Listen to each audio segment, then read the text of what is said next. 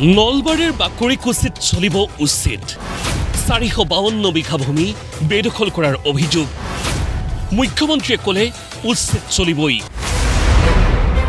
বেদখলৰ বিৰুদ্ধে ডক্টৰ হিমন্ত বিশ্ব শৰ্মা নেতৃত্বাধীন ৰাজ্য চৰকাৰে গ্ৰহণ কৰি আহিছে কঠোৰ স্থিতি এইবাৰৰ নলবাৰীৰ বৰক্ষেত্ৰৰ বাকৰিকুছিত উচ্ছেদৰ বাবে সাজু হৈছে প্ৰশাসন বেদখলকাৰীলৈ জাননী প্ৰেৰণ কৰিছে নলবাৰীৰ আয়ুক্তই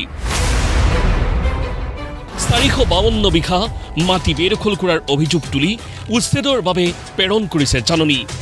এই জাননী লাভৰ পিছতে এতিয়া হাহাকাৰ বাকৰিকুছিৰ উচ্ছেদ কৰিবলগীয়া অঞ্চলৰ জনতাৰ মাজত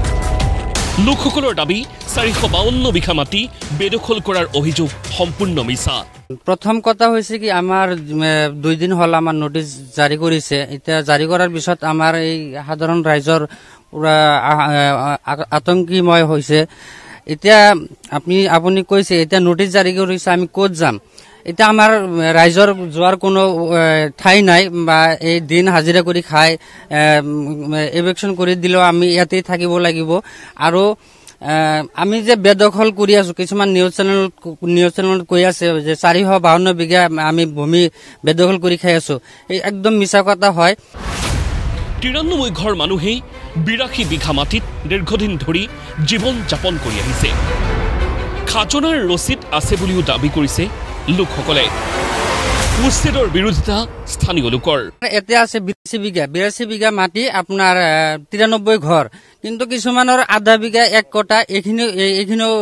1 বিঘাৰ ওপৰত কাৰো মাটি নাই 95 ঘৰ মানুহে ইয়াত 82 বিঘা মাটি দখল কৰি গাঁও কৰিছে এই মানুহখিনি কৰ পৰা আহা এই মানুহখিনি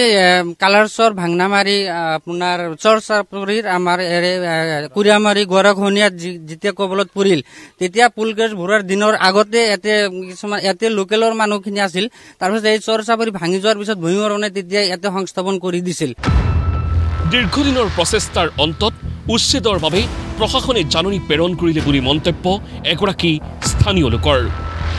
বহুদিন ধৰি প্ৰশাসনক বেদখলৰ বিৰুদ্ধে কঠোৰ স্থিতি গ্ৰহণ কৰিবলৈ দাবী জনাই আহিছিল লোকজনে আসলে বাকৰিকুছিখন আমাৰ কেকান দিৰুৱা বনমজা এই গাঁওখিনিৰ মাজত একদম ব্ৰিটিছৰ দিনৰ পৰা গয়ৰ হওক মানে গৰু ছাগলী ৰাখি খোৱাৰ কাৰণে ধুনীয়াকৈ এখন মানে প্ৰটেক্টেড এখন ভিজিয়াৰ 2000ৰ পিছত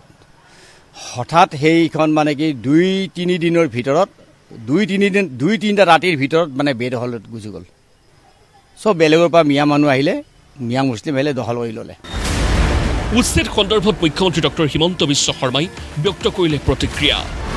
নলবাৰীৰ বাকৰিকুছিত উচ্ছেদ হ'বই 4 বছৰত ৰাজ্যৰ বহু স্থানত চলোৱা হৈছে উচ্ছেদ যি স্থানত উচ্ছেদ চলোৱা হৈছে সেই স্থানত দ্বিতীয়বাৰলৈ মানুহ সোমাব দিয়া নাই এতিয়া মানুহে উচ্ছেদৰ ভয়ত মাটি দখল কৰিবলৈ ভয় কৰে বুলি মন্তব্য মুখ্যমন্ত্ৰীৰ যোৱা 4 বছৰত আমিতো বহুত এভিকশন কৰিছো আৰু এভিকশন কৰা জায়গাবিলাকত দ্বিতীয়বাৰ আমি সোমাব দিয়া নাই কিন্তু এইবিলাক যুঁজি থাকোতে 10-15 বছৰ যুঁজিব লাগিব একেবাৰে লগে লগে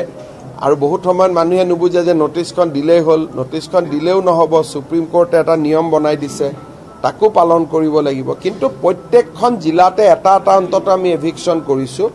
আৰু আমাৰ দিনত আটাইতকৈ ডাঙৰ সফলতা হ'ল যে এতিয়া মানুহে মাটি দখল কৰিব ভয় কৰে কেনেদৰে বেদখলকাৰীয়ে এটা সমষ্টিত জনগাঁথনিত পৰিৱৰ্তন সাধন কৰিছে পূব গোৱালপাৰা সমষ্টিৰ উদাহৰণ দাঙি ধৰি ব্যাখ্যা মুখ্যমন্ত্ৰীৰ গোৱালপাৰা পূবটো এটা হিন্দু সমষ্টি আছিল এটা সময়ত বাগবৰৰ পৰা নদী ভাঙা বুলি কৈ প্ৰায় 20-25 হাজাৰ মানুহ গোৱালপাৰাত বাগবৰৰ পৰা গুচি গ'ল আৰু গোৱালপাৰা সিটটোত হিন্দুসকলৰ তেওঁলোক মাইনৰিটি হৈ গ'ল এই কথাটোকে মই মনত ভাবি আছো যে যদি কোনোবা এটা সমষ্টিত নতুনকৈ মানুহ আহি সমষ্টিটোৰ জনগাঁথনি পৰিৱৰ্তন কৰে সিটো ৰাজনৈতিকভাৱে ভয়াৱহ কিন্তু বাগবৰৰ মানুহ যদি বাগবৰতে থাকে জনিয়া মানুহ জনিয়াত থাকে নলবাৰী মানুহ নলবাৰীত থাকে তেতিয়া এই সংঘাতটো নোহোৱা হৈ যায় এই কথাটোকে মই আমাৰ সংখ্যালঘু নেতাখিনিক বুজাই থাকো এতিয়া বাকৰিকুছিত হ'ব লগা উচ্ছেদক লৈ প্ৰশাসন কেনেদৰে সাজু হৈ সেয়া হ'ব লক্ষণীয় একেদৰে জাননী লাভৰ পিছত বাকৰিকুছিৰ উচ্ছেদ হ'ব লগা স্থানৰ পৰা লোকসকল আঁতৰি যাবনে নাযায় সেয়া হ'ব গুৰুত্বপূৰ্ণ। নলবাৰীৰ পৰা নকুল তালুকদাৰৰ ৰিপৰ্ট, প্ৰতিদিন টাইম।